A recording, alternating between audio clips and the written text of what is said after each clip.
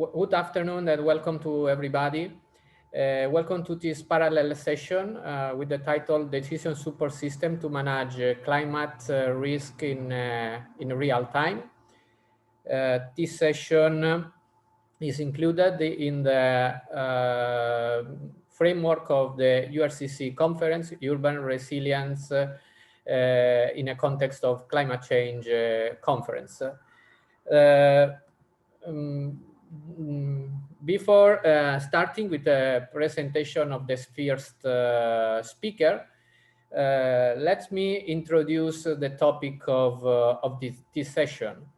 Early warning systems are the basic or one of the most important elements of climate change adaptation and risk reduction.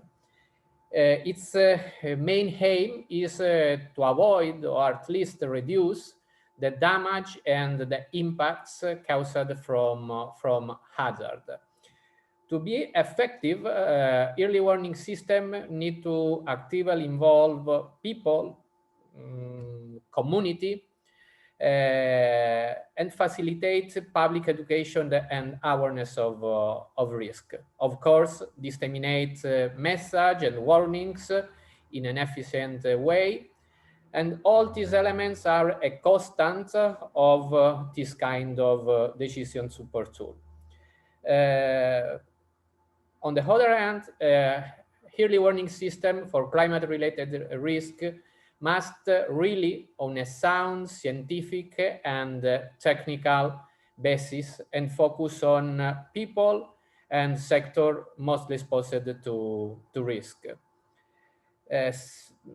Such systems are in place in many parts of the world to monitor and forecast and warn people about tropical cyclones, floods, storms, tsunami, heat waves, forest fire, and other threats.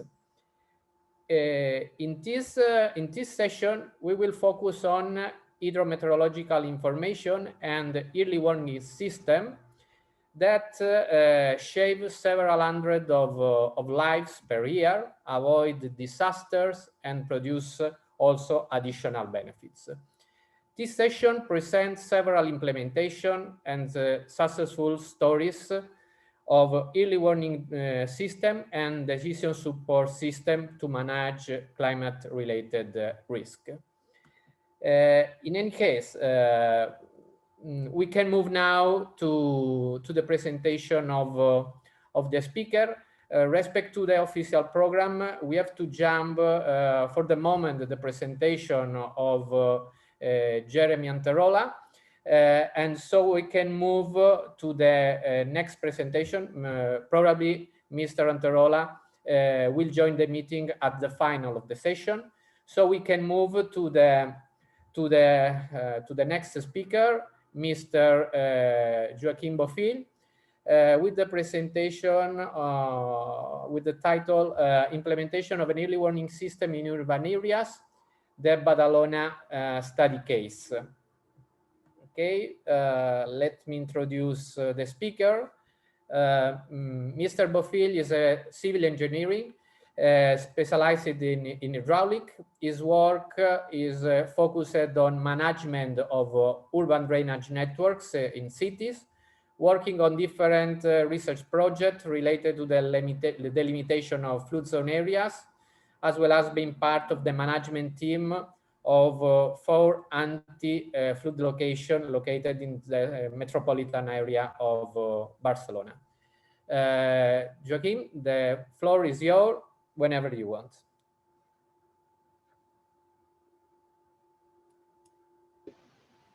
Thank you so much, Beniamino.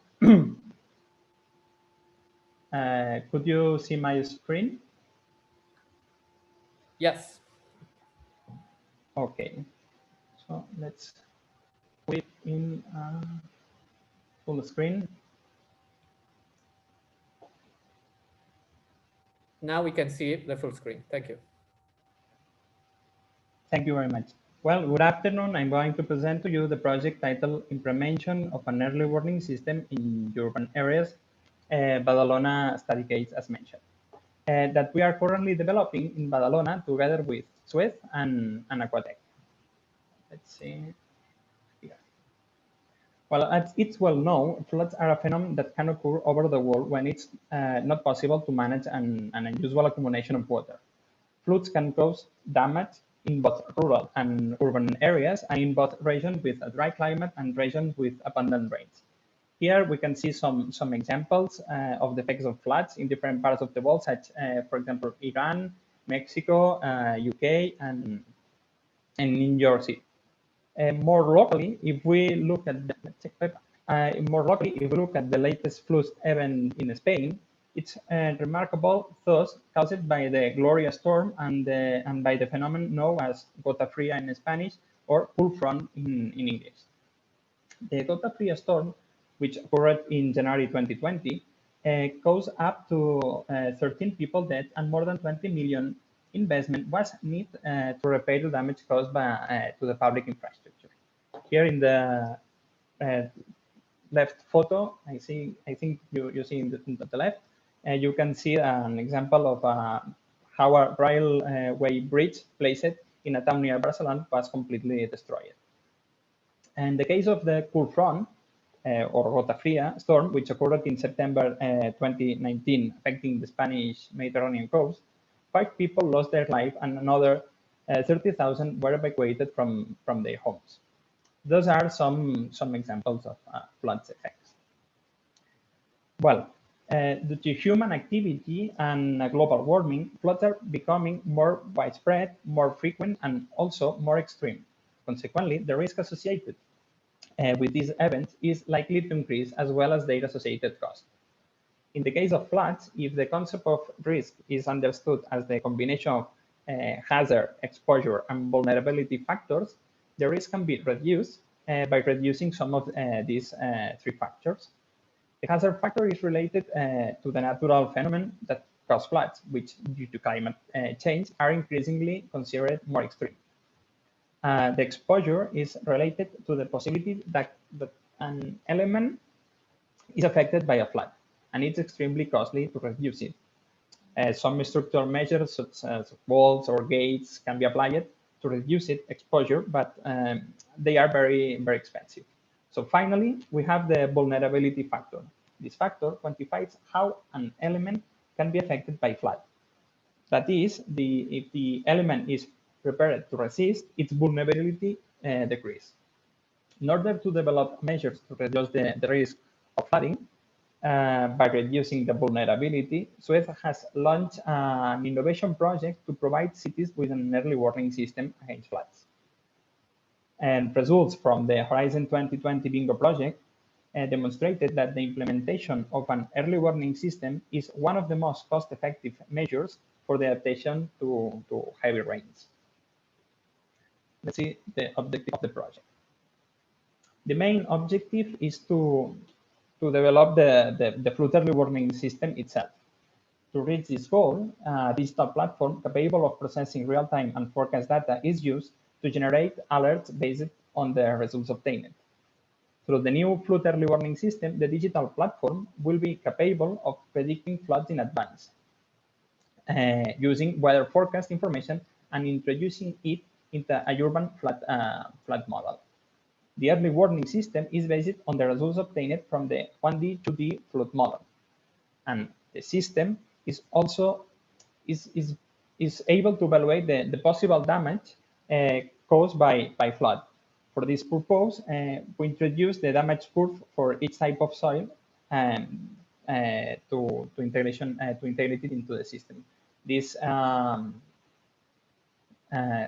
and we will test the flood early warning system in the Badalona case study.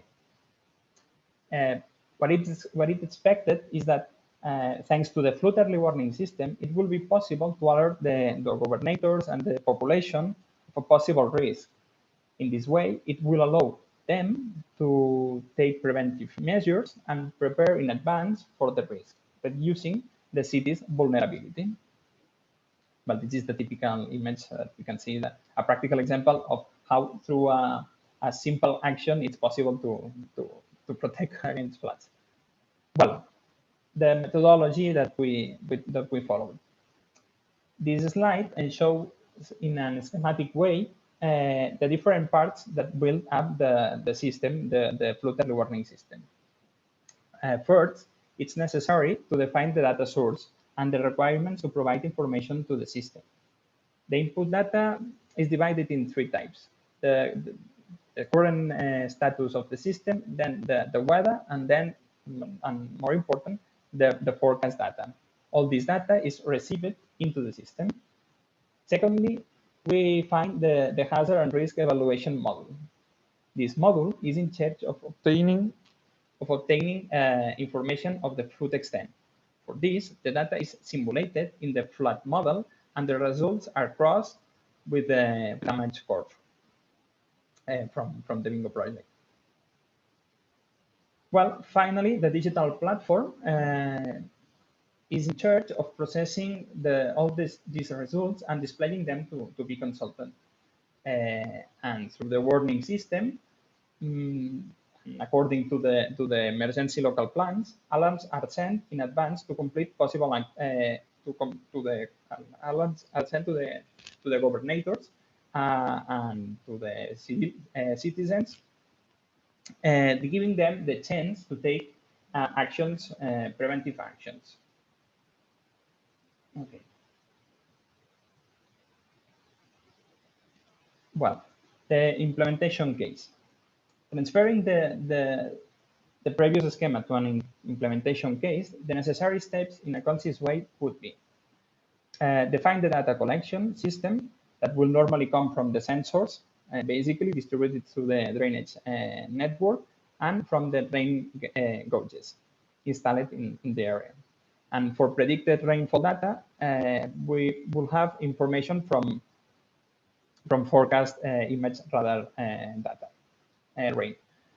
For the hydraulical and hydrological model, the developed system is based on the SWMM software SWIM calculation engine through the PCSWMM program interface, well, PCSWIM interface. So we have the SWIM engine through the PCSWIM interface. In order for the system to perform the calculations in the stipulated time, which is very important, a simplified drainage system model must be obtained. This model must be able to simulate in less than 5 minutes or less than the time in which new results are obtained.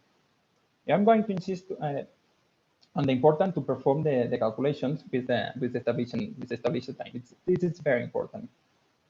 And as it's not a detailed model, the calibration phase for the model is also essential. For the damage model, as it's commented, a series of damage flood conversion curves from the Bingo project have been integrated into the system. The system is integrated into a digital platform offered as a software as a service, which allows reviewing the results obtained through the website. Okay. Let's comment very quickly the simulation loop. Well, as it can be seen, the data necessary for the hydrological model is run first, and then the results obtained are then processed together with the information of the drainage system in the hydraulical model. And then finally, we have the flood prediction for the model.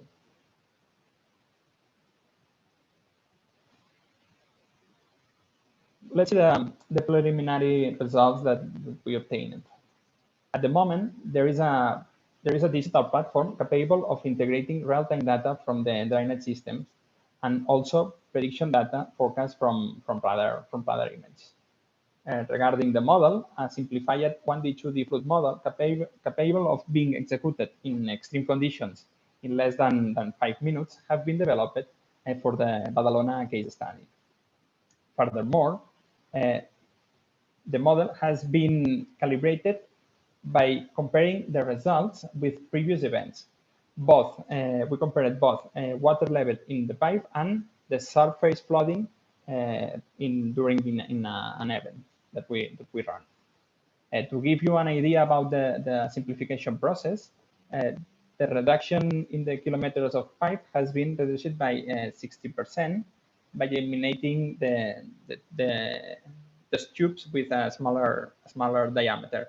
And this action has also mean a reduction in the number of nodes. Regarding the cells for the 2D simulation, they have been reduced by 95%, since this is what most influence the calculation times.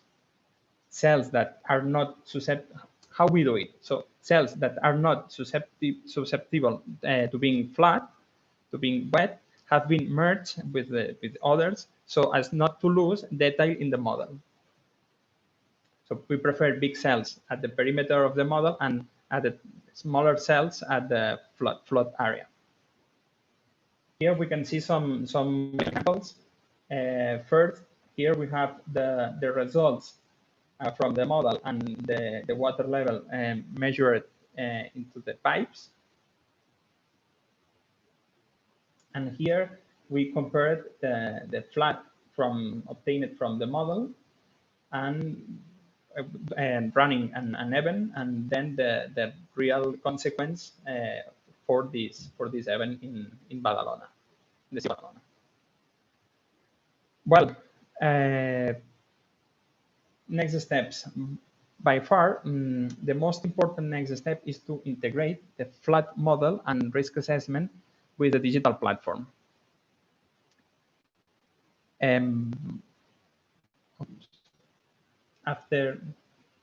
Afterwards, a testing and validation phase will be performed to evaluate the benefits obtained.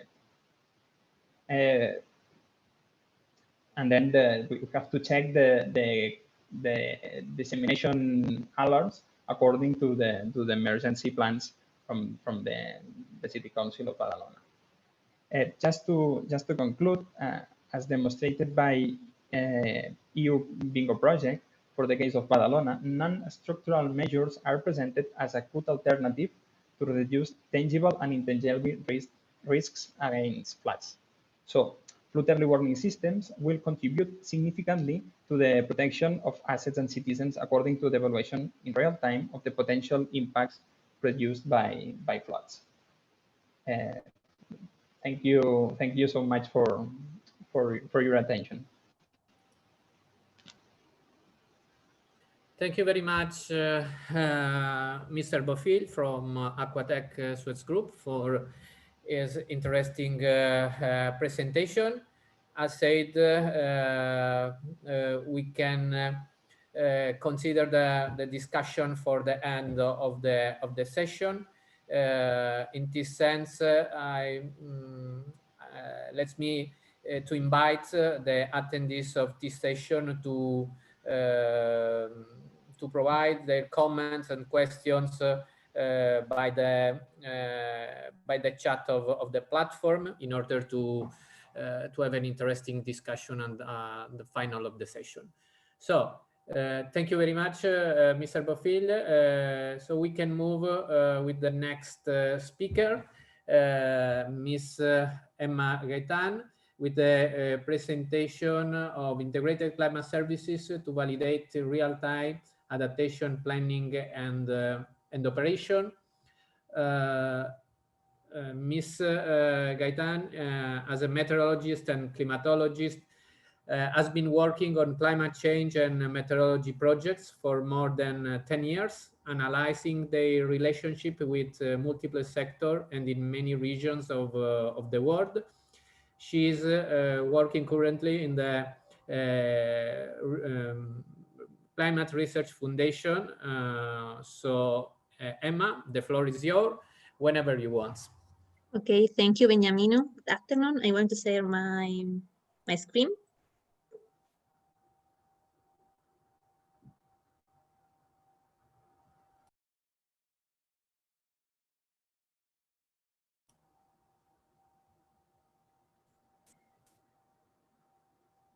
So Beniamino, could you see my screen? Yes. Okay. And then as one second. So as you can see in the title of the presentation, we are working on the development of integrated climate service that allow us to validate the operation of planning and adaptation tasks in a real time. These projects, the activities are being carried out without the project climate risk information for supporting adaptation planning and operation phase 2, and from now pre-adapt project.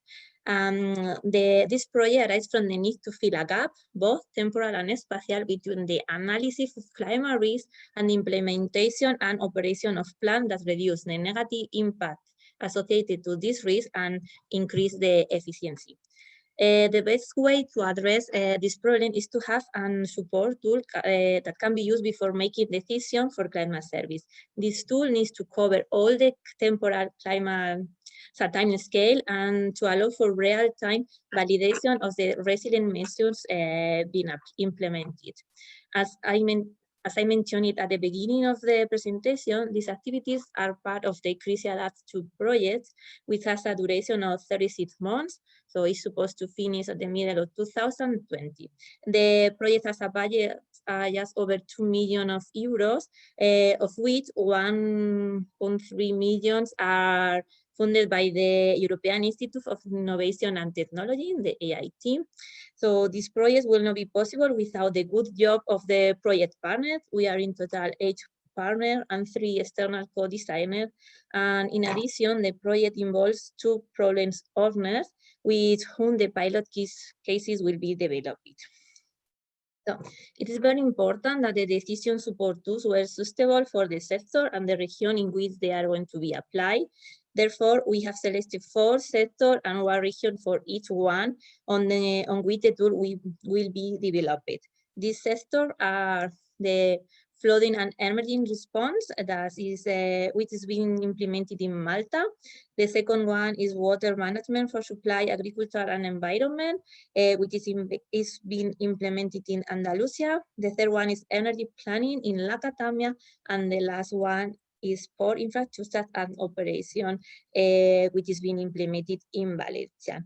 These 4 cases are called for demonstration cases, and they are going to be replied in other 8 locations called receiving cases.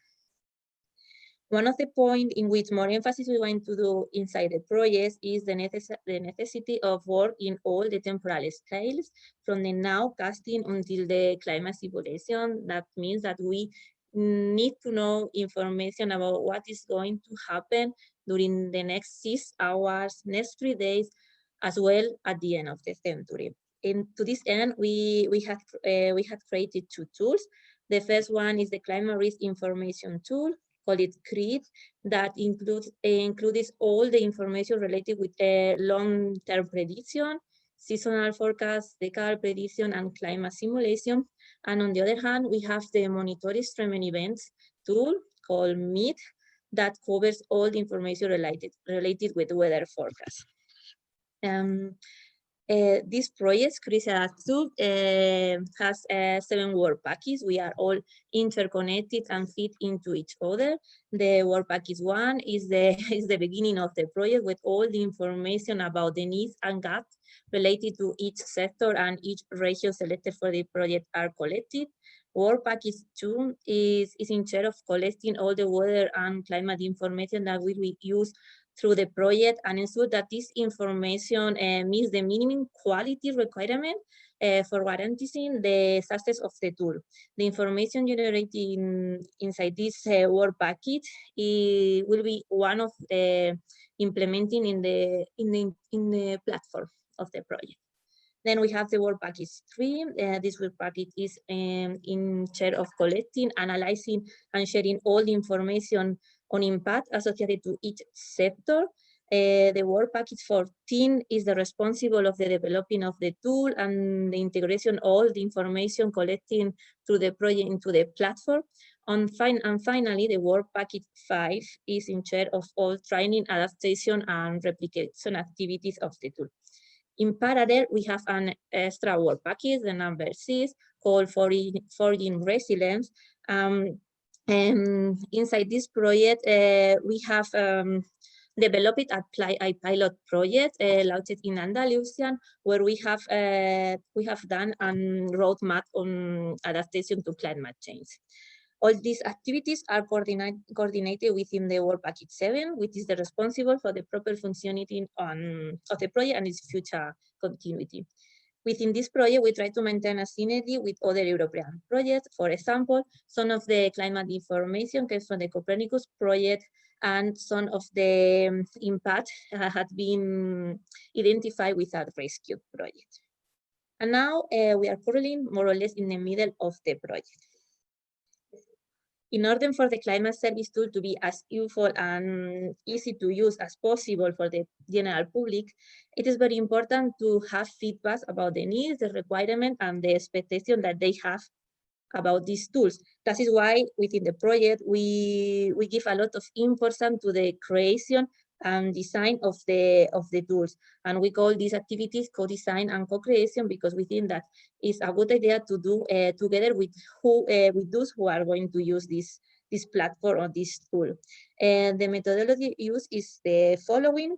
We organize some sessions with the problem owners to establish the challenge at the objective, and then we collect all the information, specific needs and requirements for each sector.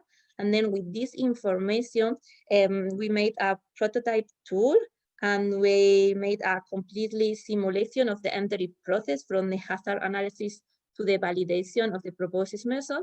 And then with the feedback that we receive from the problem owner, we improve the thing that is necessary to do. Following the idea of the co-design, we have defined two activities, the co-creation activities and the cross activities. Actually, the co-creation activities are some multi-level learning labs where we work together with the stakeholders, technicians, scientists, and innovative solution provider in order to have the best design and the best decision support system as possible. And we can approach these multi-level learning labs from 3 different perspectives. The first one is from the sectorial sector. These technical sessions are led by each sector leader. Then the regional aspect led by the each case facilitator. And then finally, we made a plenary technical lab where we put all the information together, and they are held by the challenge owner. So in the case of cross activity, the idea is to integrate all the information as a whole project. Then first, we collect all the information as possible, identifying all the requirements for the tools. And then with all this information, we make a mock-up simulation in order to review the entry process. And at the end, we integrate all this information in some information ecosystems mapping. And then after all this process, finally, we have the climate service platform, Create and Meet, is the name. And what are we going to do with this platform? For example, we can choose an area, in this case, Andalusian, and we can identify the impacted area. And we want to know what is going to happen in this area in the future or in the oncoming days. So we can select we can change some element in order to see the adaptation measures. And then with this information about the new impacted area, cost-benefit analysis is made in order to establish which measures we need to adapt to the new situation.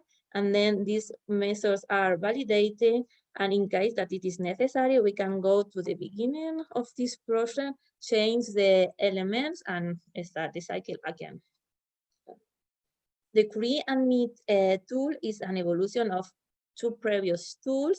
These previous tools were Xavier and Xavier, and Xavier is a meteorological service platform, and Xavier is a vulnerability tool based on climate information. And the idea of Create and Meet tool is to have all this information together in the same platform in order that we can consult weather and climate information. For example, here we have the evolution of the precipitation during the next days in South Spain, but at the same time, in the same platform, we can consult some vulnerable elements that they could affect into our area.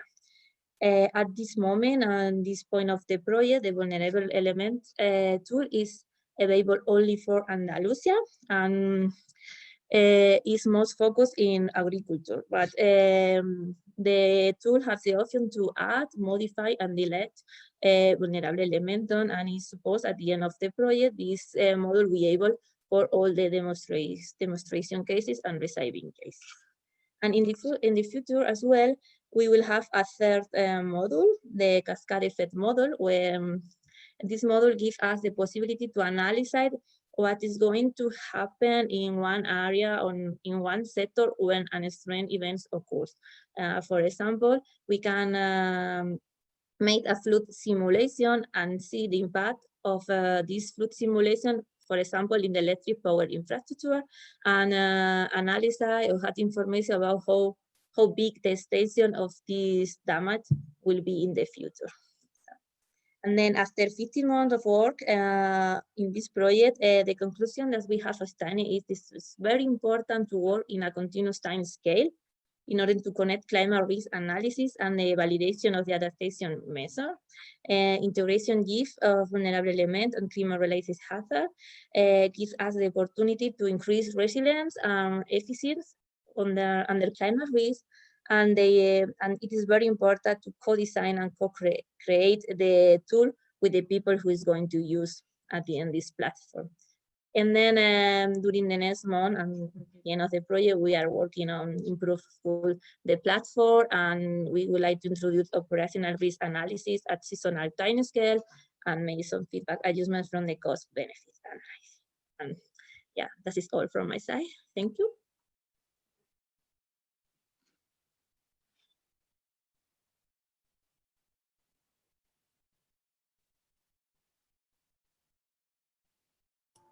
Many thanks, Emma, for your nice presentation and for accomplishing with the time.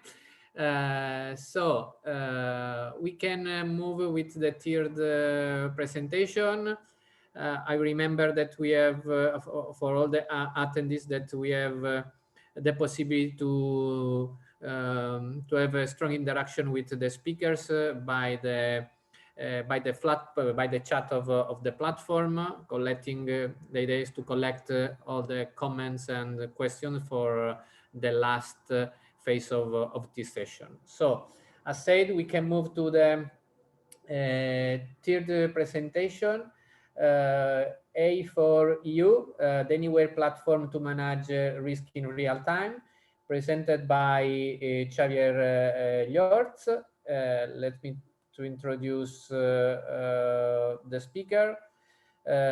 Mr. Llort is has a degree, a master degree in maths for the University of Barcelona, and his PhD in civil engineering for the Technical University of Catalonia.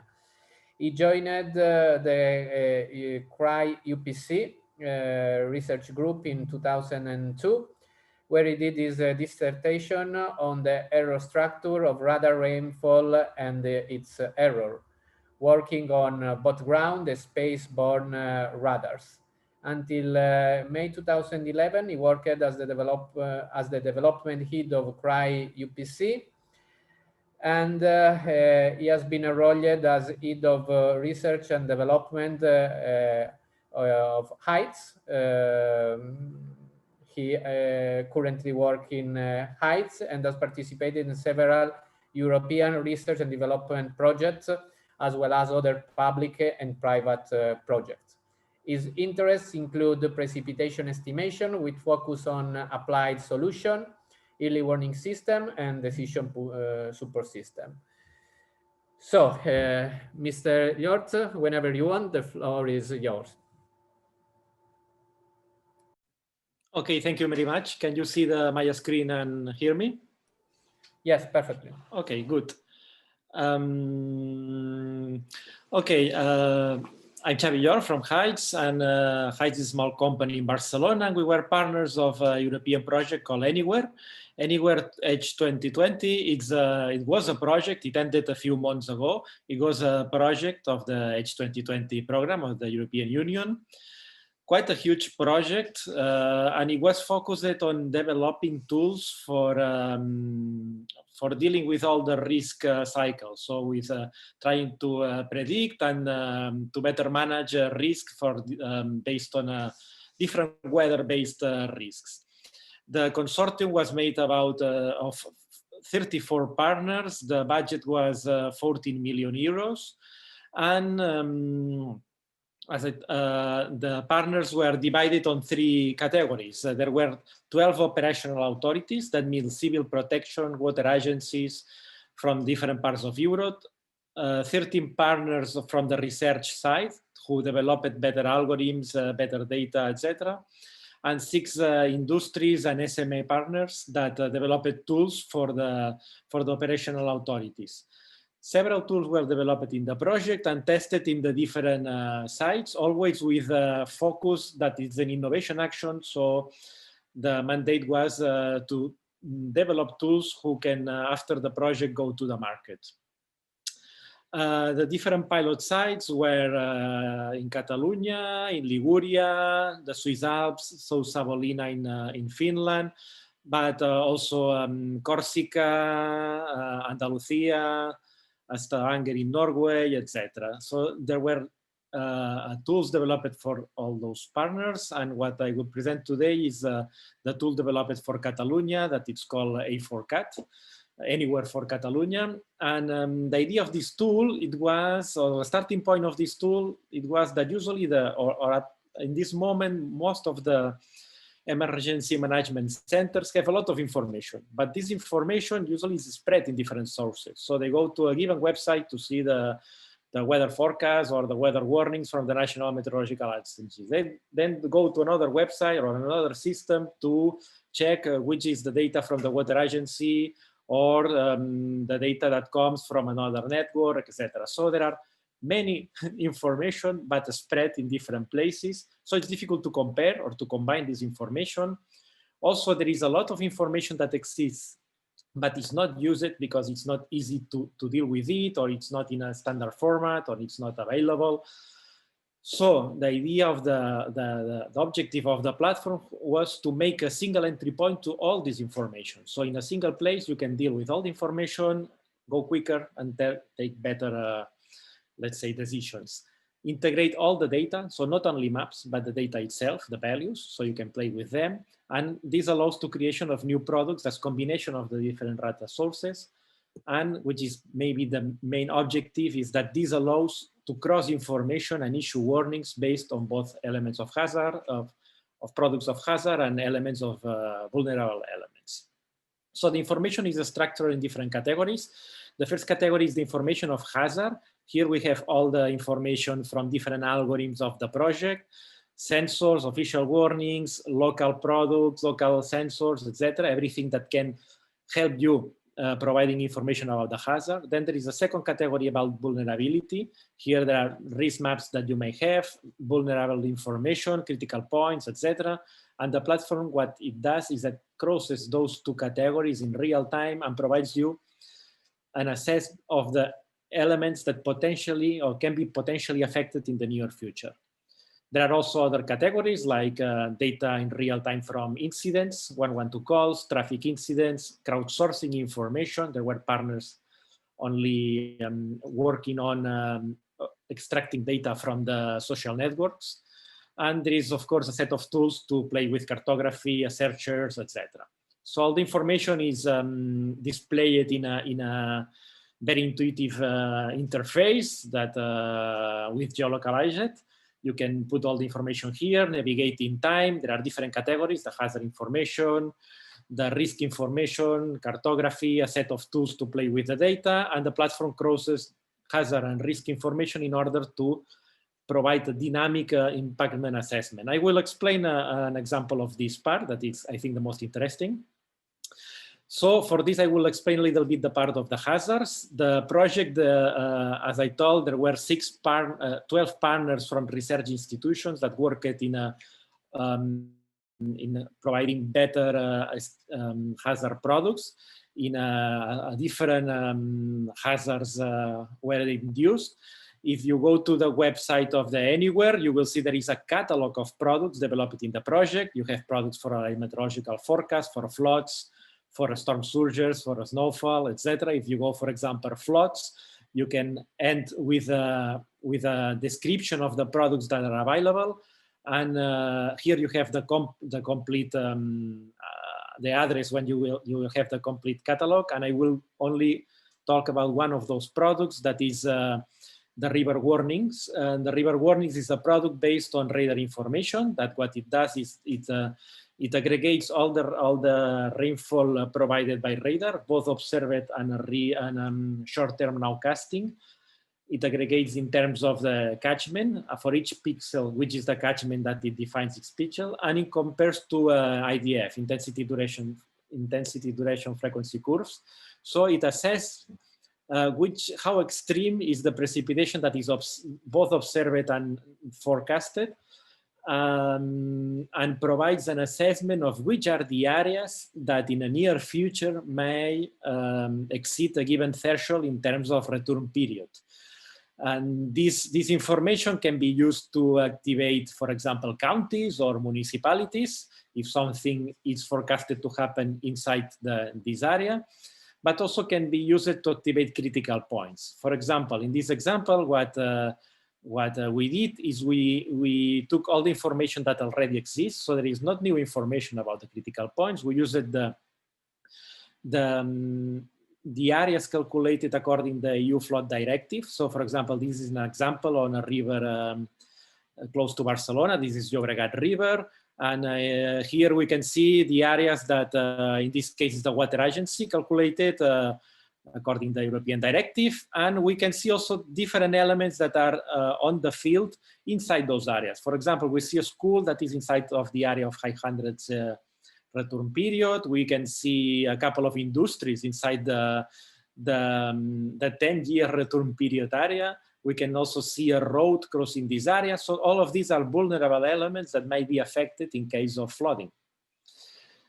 This is another example. For example, in Besòs River, it's also close to Barcelona. We can see that in this area, we have a lot of industrial areas. Those are the purple ones. We have also urban areas, that are the red ones. We have a train station, industries, so a lot of things inside flooding areas.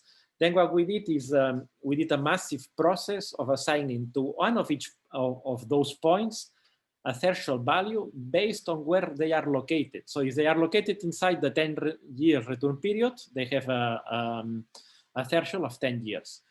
Of course, this is not a detailed study. If you have a detailed study, hydraulic detailed study for each one of them, you can refine those thresholds. But the idea here was to assign a default, let's say, default threshold to all those values.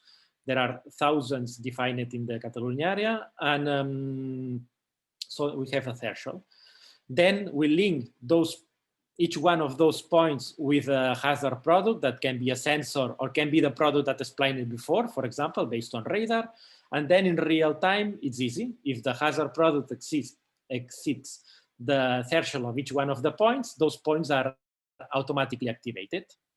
So I will give a short example of this. This is an example. It's recorded from a mobile in this case, not from a desktop computer, and it was from November 2018, and in the area of central Catalonia, in Terrassa, some warnings that started to appear.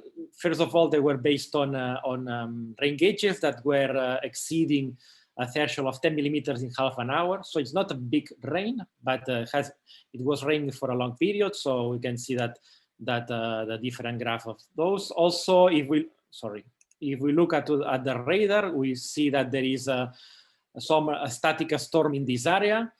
And the product that I told before, the river warnings, were starting to give warnings on some counties of this area. As we zoom in, we saw that there are different elements, critical elements defined in this area, and one of them was activated in red, meaning that that element is exceeding their return period. For example, this is a industrial polygon that is located in an area very close to a stream, so it's very easy to get flooded. So this was activated in real time. That in the near future, this element might be affected. And then also this tool also integrates traffic incidents and the 112 calls. So if we connected the 112 calls, we saw later on that this is a little bit late, that we are getting some of calls close to this area related with flooding. So people calling to emergency, we are telling that there is flooding issues in this area. And also the product has, the system has the crowdsourcing system. So if we go to the crowdsourcing, we see that in Twitter, there were many tweets in this area, tweeting about pictures that this area was flooded, etc. So this is very quick, an example of how this system aggregates all the data. So rain gauges, radar, flooding product, critical elements, and 112 calls, crowdsourcing, etc., in order to try to anticipate which might be the potential elements affected, and well, and to allow the emergency people focus on the areas that might have problems in the near future. Lastly, told that this is was a prototype in the project, but has been running operationally in the CECAT. The CECAT is the emergency center of Catalonia for 2 years within the project, and since the project has ended, it's still running, and it's used by the operational people to have information to focus in which are the areas that might have problems, etc. And that's all. I went very quick because I had few time, but if you have questions later on, I will be happy to answer them.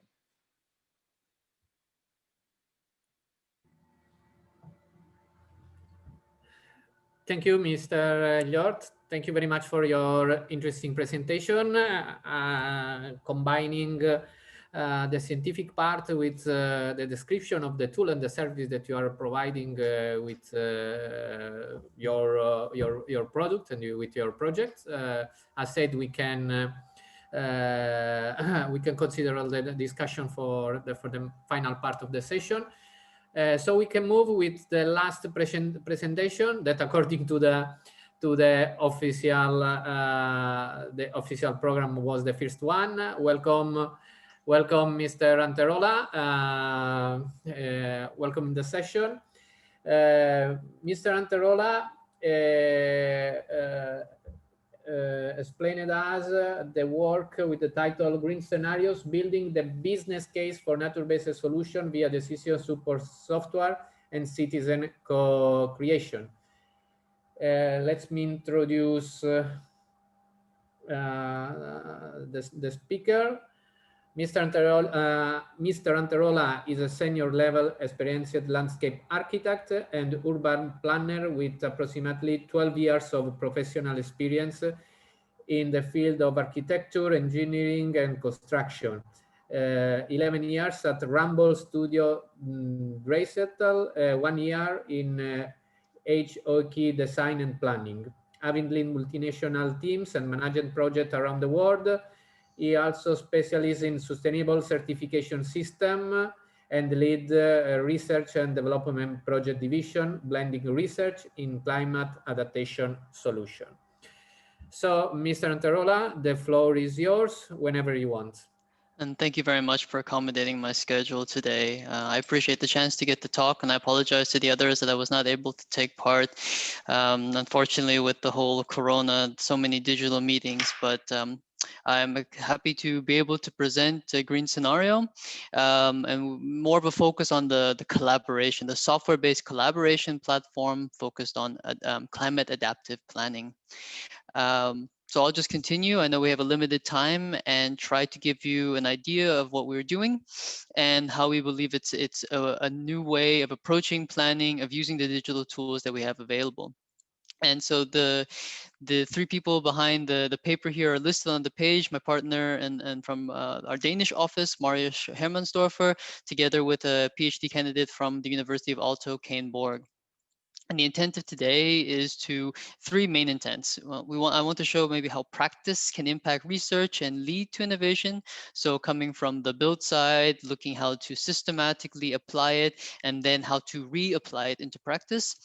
From the, again, point two, how R&D results were pragmatically reapplied. And then lastly, looking a bit at the enablers and the barriers encountered in the use of decision support tools.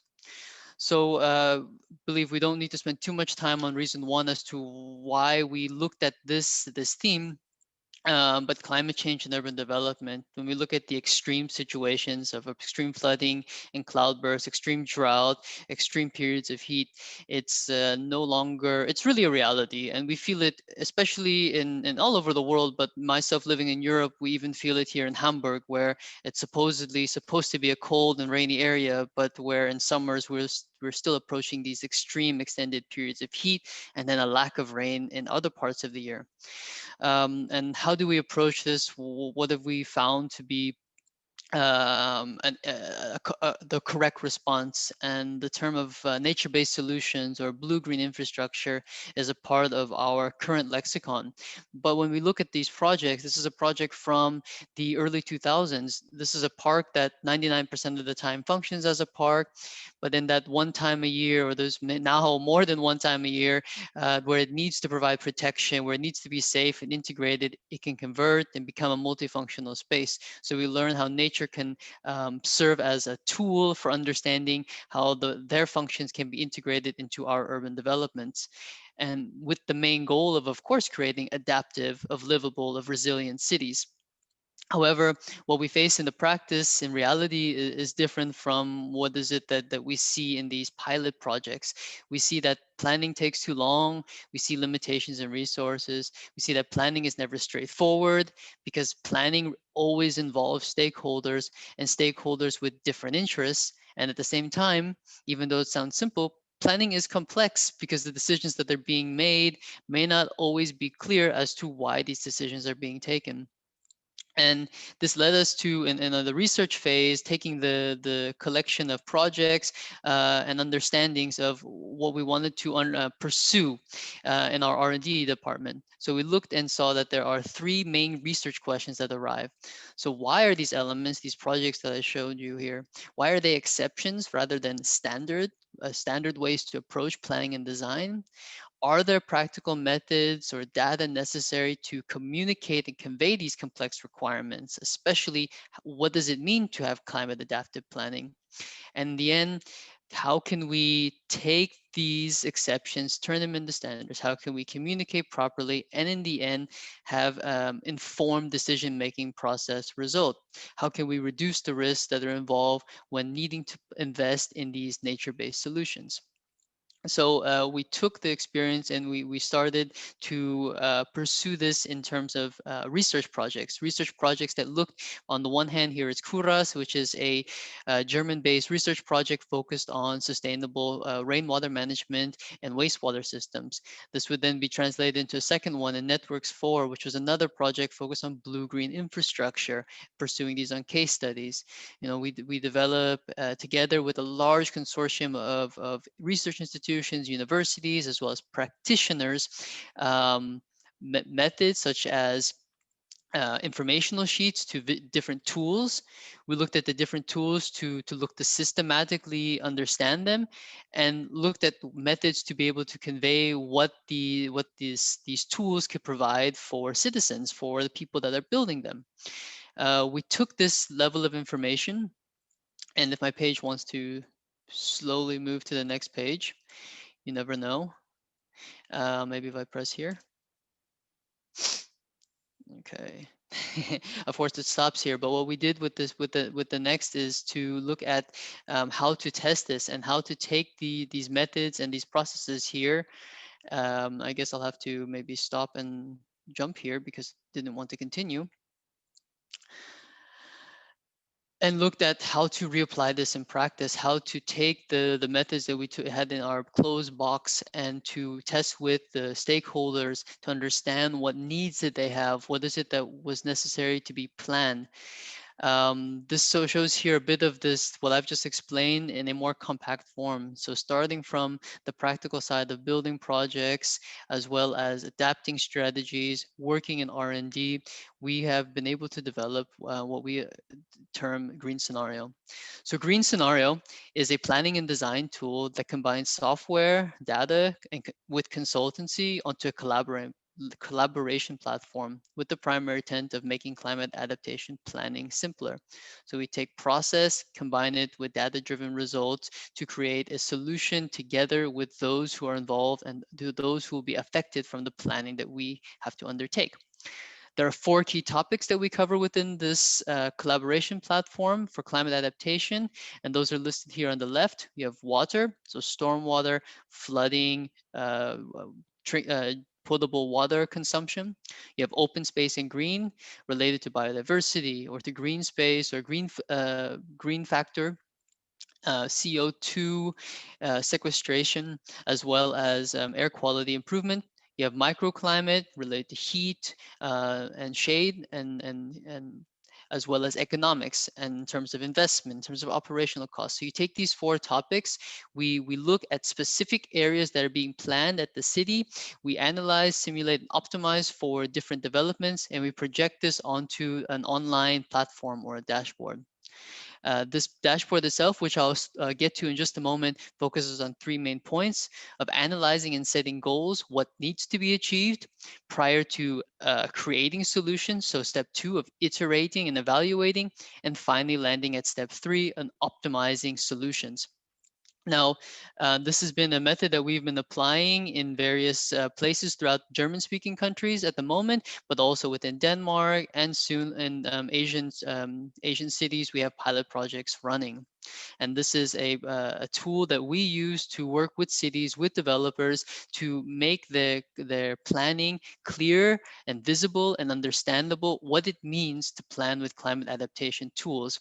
This is an effort that has taken a large amount of expertise from different companies, from different groups, from different areas, because climate adaptation is not just planning, it's not just architecture, and it's not just economics, it's all of these combined into one. What I'd like to do here, I'll stop the share for just a moment and then switch to a screen here where I can show you and demonstrate what this means in practice. If I have this right here for you. I believe it is. Do you have? I'll just share my screen, much easier.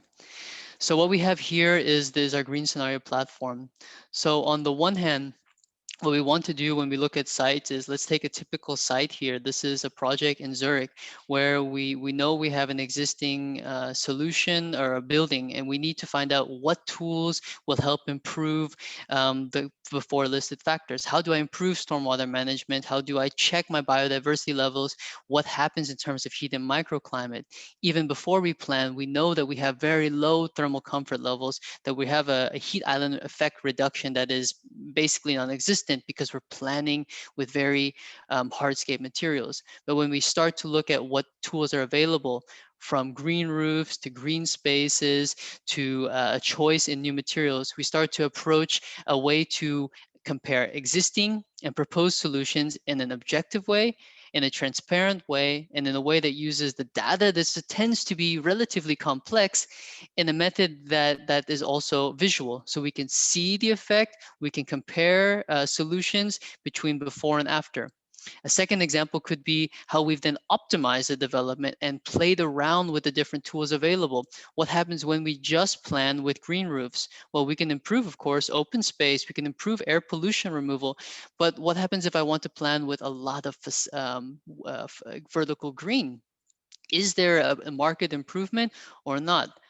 can I be able to compare these different solutions where I play with rain gardens, or where I look at cisterns so I can store water underground, and at the same time be able to compare the results and the outputs, so I know that when I'm really what am I really looking for as a developer? Am I focused on the CO2 sequestration, or am I really focused on preserving a natural water balance? And how do I achieve the optimum, the best fitting scenario for my own development?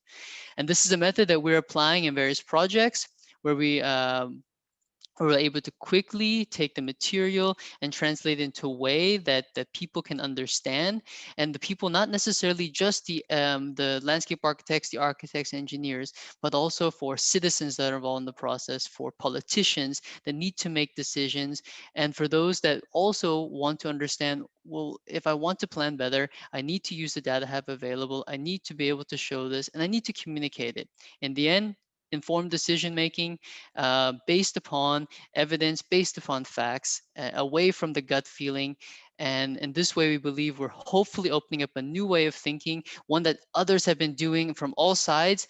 And we hope that this will continue, because our goal is to show this is how we've approached it. And we believe there's even better ways, and are excited for the development of such tools in the future.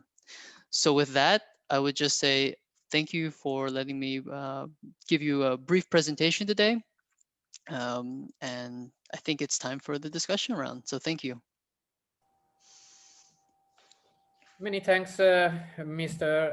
Anterola, and thanks for your presentation with a different focus respect to the other one, mainly focused on a nature-based solution and about the benefits, the co-benefits that this kind of solution could provide in terms of water reduction, improvement of water quality, increase of the amenity for the place where they are implemented. So it's time now for the discussion. We have some questions from the audience. I have also some questions from my side. We can start with the first one. Mr. Bofill, one of the speaker. And the question is about Anywhere products. Did the tools from Anywhere finally manage to get to the market? Was there an exploitation plan implemented to ensure this? This is a question for Mr. Llort. Okay. Yes, well, the project has a full work package devoted to the exploitation of the results of the project.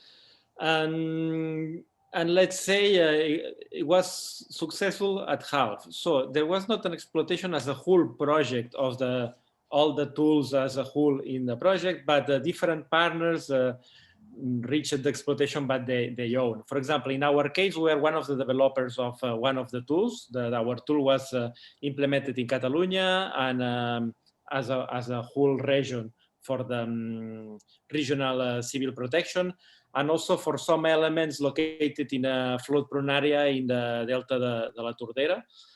And in our case, we reached agreements with the different data providers and agreements with some algorithms that we needed for those places. And we went to the market, let's say, as a part of the project. So it's not, let's say, a full framework of the project, but different tools that were developed in the project reached the market by their own reaching agreements or bilateral agreements to go to the market. Thank you, Mr. Llort.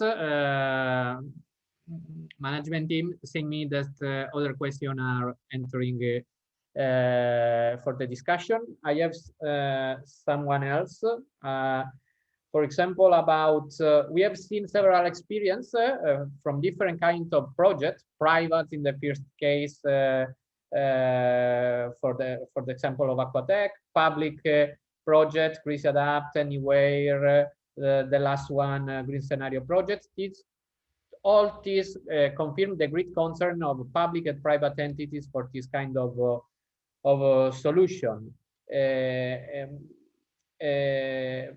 but we have seen a different focus of the presentation. For example, in the first case, the focus was done on the model simplification. In the second presentation, about the integration of climate data into the platform. In the Anywhere, the focus on multi-asset and multi-risk approach. And finally, the network-based solution in the green scenarios. Depending on these different focus, which are the major difficulties found in your implementation? This is a question for all of you. The data availability or the difficulties in implementing several solutions for the complexity of the models, etc. Maybe we can start with Emma, maybe for the. You are mute, Emma? Okay. Okay, so hello again. So I think for our side, in our project, one of the big problems that we are having is to collect all the climate information and all the data from which we can start to do our prediction or simulation in the future. So I think that will be one of the big problems. And another problem is, I think sometimes is the difficulty to understand with the end user. So find the way to translate the weather and climate information to a simple language, and with the possibility to help to the end user to understand everything. Yeah. Okay, thank you. Mr. Bofill, for example, very briefly, in order to provide a chance to everyone to discuss about that. Okay, in our project, the major problem is the junction between the initial data and the model.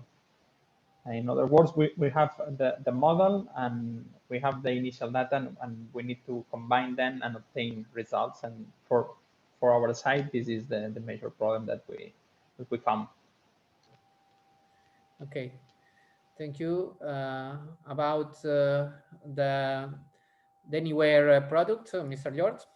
Well, I would say that the main challenges were two. One is data again, because we are integrating a lot of data from many sources, each one of them having a different system. So to deal with all the systems, all the data is a challenge. Also to access, let's say, the good data, because sometimes you can see a map, but you don't want a map. You want the values that are behind. So all the issue of the data, accessing and getting the good data is one of the challenges.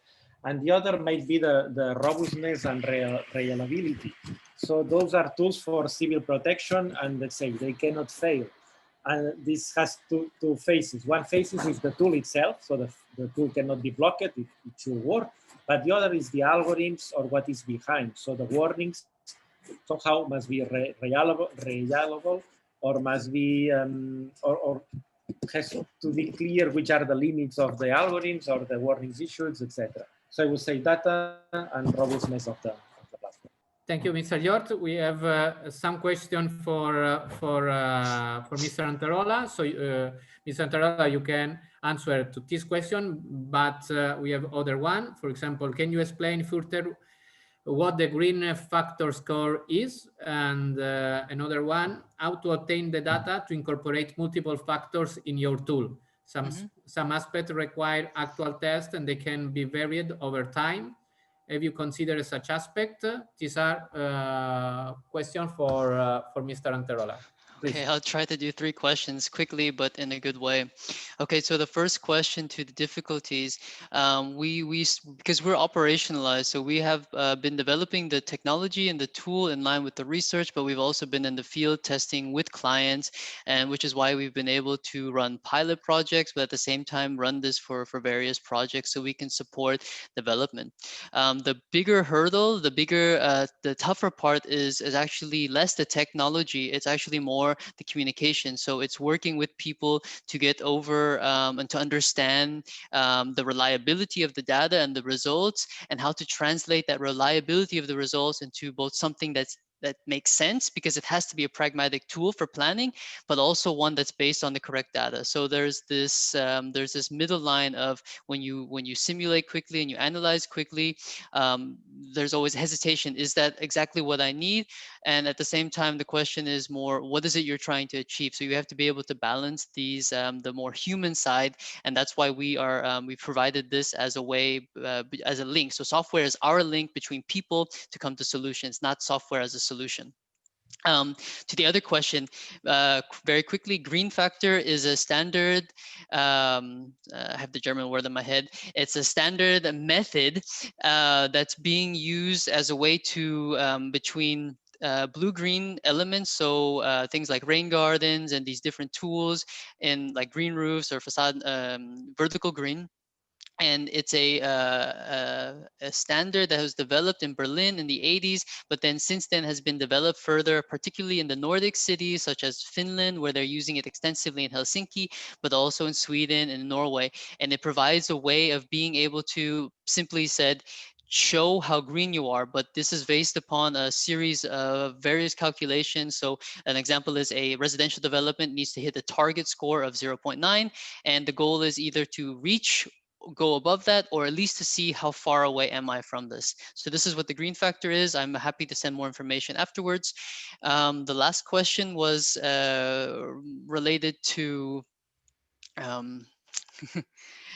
couldn't keep that one too much in there, but you're something about that the situations are probably changing, the context is different, and how do we deal with the different simulations? So hopefully I understood that correctly. Yeah. Yep. And so this is why this is also one of the barriers or the difficulties you have to, if we want to apply this in different areas, you have to apply standards for those areas as well. And that's the system that we've created. Is yes, we've developed it particularly within a German-speaking area, because this is where my team is based. But then when we work in Denmark, we adapt then the data sources, we find the right data to enter them to the system so that it's working for these individual areas. And for various factors, all of these in again, a simple way in this short period of time. It's a simplified BIM model that we're using, where we've attached data to certain tools. These tools result in various analysis and simulations. And this is why you can look at this multiple holistic kind of factors at the same time, because each of these have an impact or no impact on the factors listed. Okay, thank you very much, Ms. Anterola. Then we have a last question from the audience that link with a comment that I have about the scale of the implementation, for example, for Mr. Anterola again, but also then we can open the discussion with the other speakers. Do the results from the green scenarios tool can be obtained at the city level, or they are just at building district scale? This is a question for Mr. Anterola, but we can discuss about the scale of the implementation. We have seen, for example, in the first presentation in an urban scale implementation, in the second one, an implementation of the early warning system at regional level, and maybe for the case of Anywhere, the scale could be different, and depending on that, also the targets to be achieved. We can start with Mr. Anterola, please. Absolutely. And of course, one of the focuses would be to always expand, right? But we very purposefully at the beginning said, we looked at what projects are out there, and we're urban planners, we're architects, and these projects are districts, they're neighborhoods, they're buildings, they're streets. These are the places that people live in. So for us, it was important that we stay at this scale, and we validate the material that's coming from kind of the work that you're doing at the regional scale, at the city scale, and find a way to translate this into really concrete solutions. We don't rule it out that we will expand to these larger levels, but for the moment, the most applicable scale for us is to work at the districts, at the building, and at the street level. Thank you very much.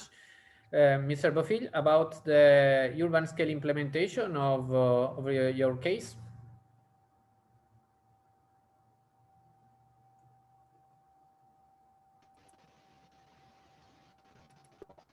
Well, in our case, we implemented the study case is in Badalona. It's a city next to the Barcelona, and we are trying to implement it in a urban city because we are both couple simulating the urban drainage system, the pipes, and the surface flood.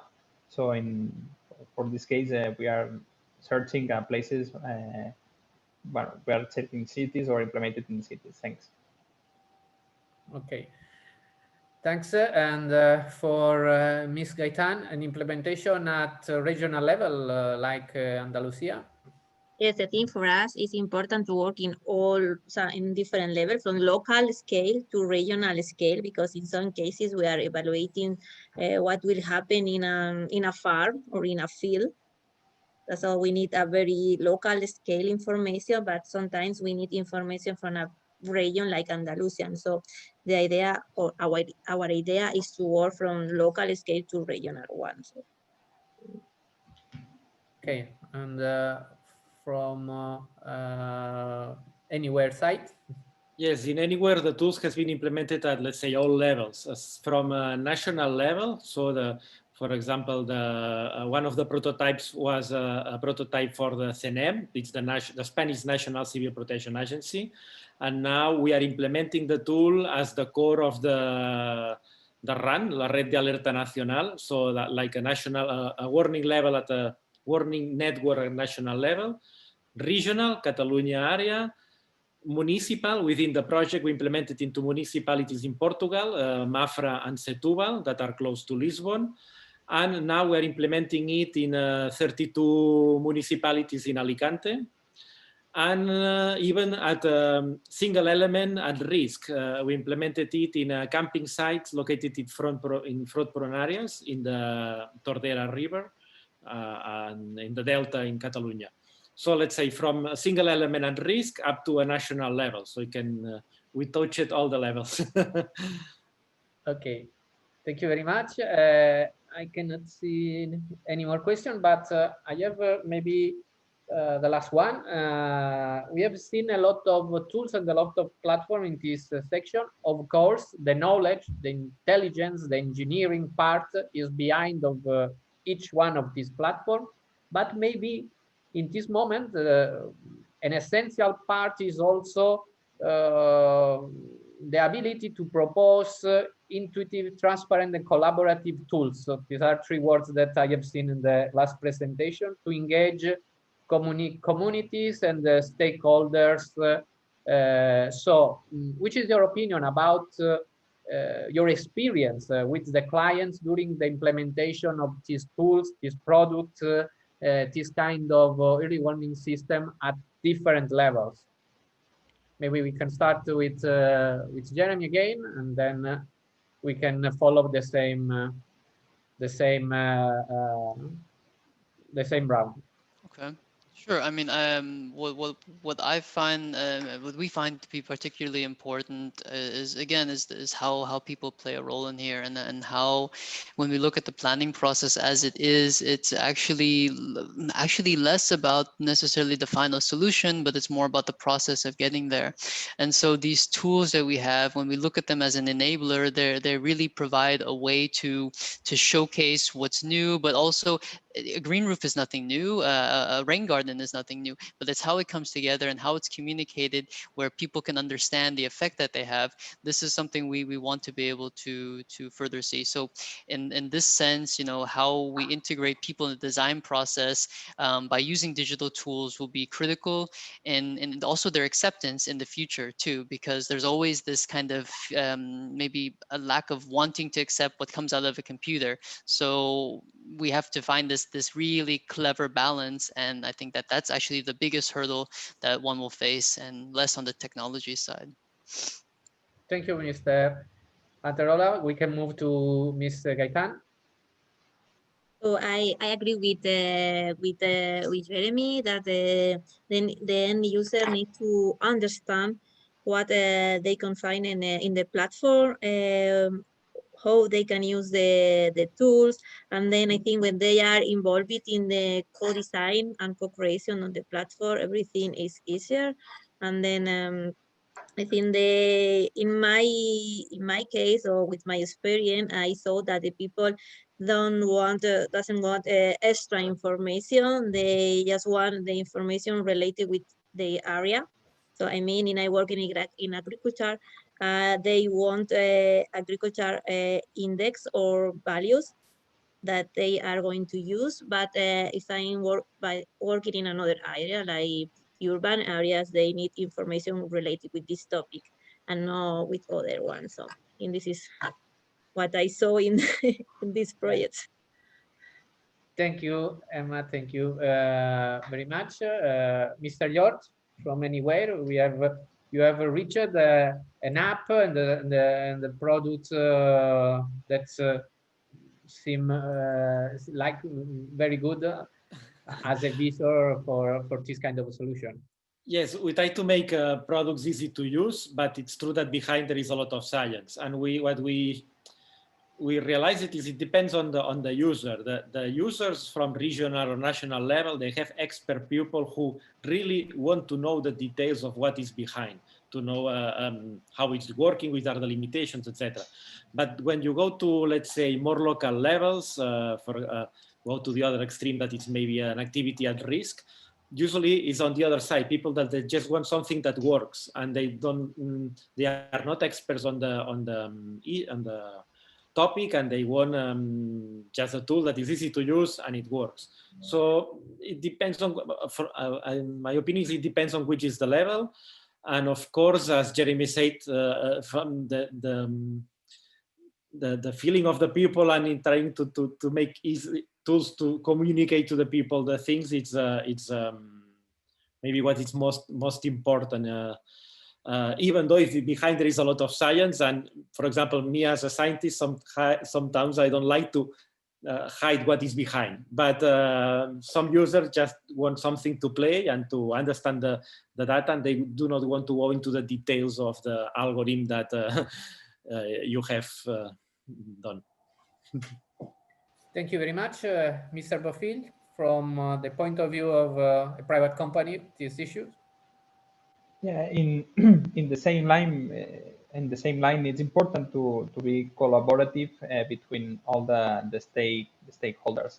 And I agree with Emma that we have to be clear with the information that we publish, and especially with the warnings. And for me, it's important to for example, in the local implementations, to have a local plan and build the system according to this plan to fit their needs. Okay, thank you very much. We have some minutes more, so I have a very last question about the treatment of the uncertainties. For example, for the case of flood impacts in anywhere, but also for the climate data.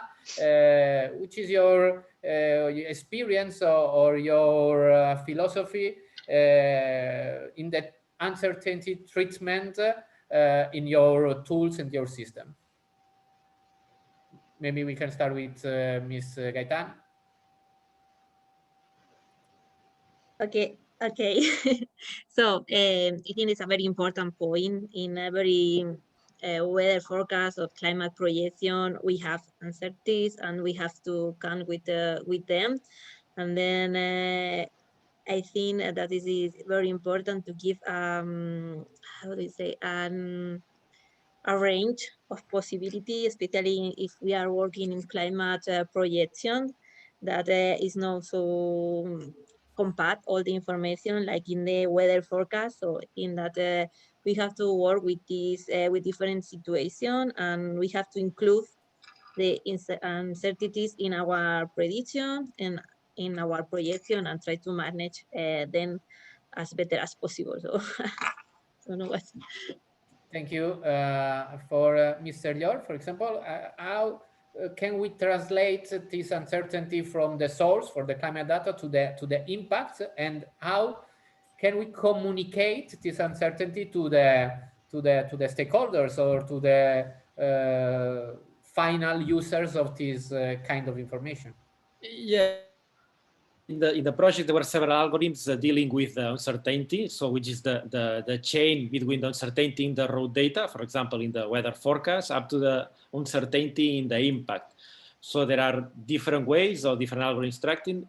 What I think we face it is that it's more difficult to translate this uncertainty to the end users. And again, we have a different level of users. The users, expert users, they are more used to the uncertainty and they are able, let's say, to deal with it and then just want to have information about the uncertainty of your warnings.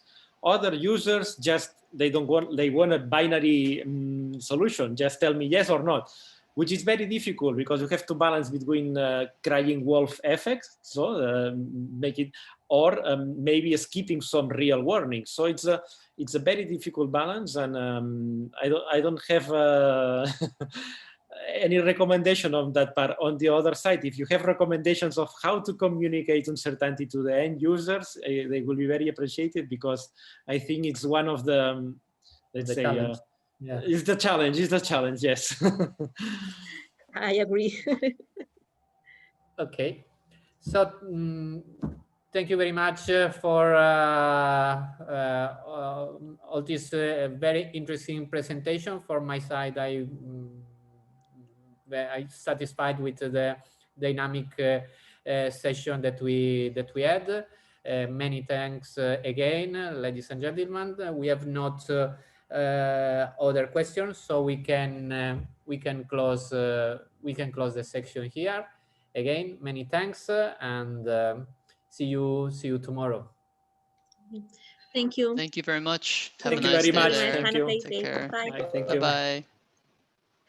Bye.